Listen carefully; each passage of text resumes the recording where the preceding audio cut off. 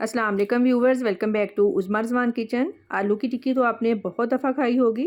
आज मैं डिफरेंट तरीके से आलू की टिक्कियाँ बना रही हूँ, बहुत ही टेस्टी बनती हैं। वीडियो को लाइक क्लास में कीजिएगा। हाफ़ के जी आलूओं को बॉईल कर लिया है, ग्रेट कर लेंगे। आप हाथ से भी मैश कर सकते हैं।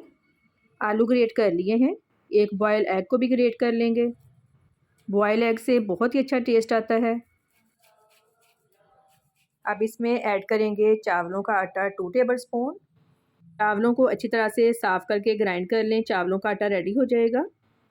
3 टेबलस्पून कॉर्नफ्लोर ऐड करेंगे। कॉर्नफ्लोर और चावलों का आटा डालने से आपकी टिक्कियाँ बहुत ही क्रिस्पी बनेंगी। 2 सब्ज़ मिर्चें बारीक कटी हुई, नमक 1 टीस्पून, लाल मिर्च पाउडर 1 टीस्पून, कुटी काली मिर्च half teaspoon, crush chilli 1/4 teaspoon, garam masala powder 1 teaspoon, 1 अंडा।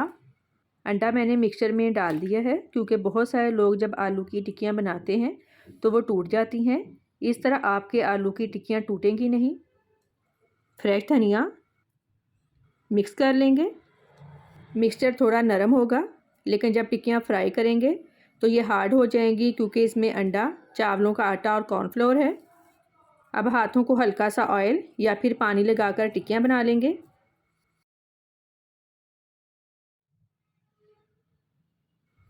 सारी टिक्कियाँ ऐसे ही रेडी कर लेंगे। अब इनको फ्राई कर लेंगे।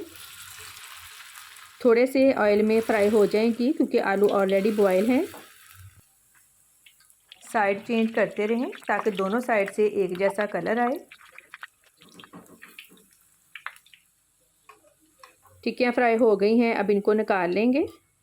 बहुत ही मज़े की क्रिस्पी आलू की टिक्की रेडी है। फीडबैक लाजमी दें कि आपको मेरी आज की रेसिपी कैसी लगी। दुआओं में याद रखिएगा। आपके कीमती वक्त का बहुत बहुत शुक्रिया। अल्लाह हाफिज़।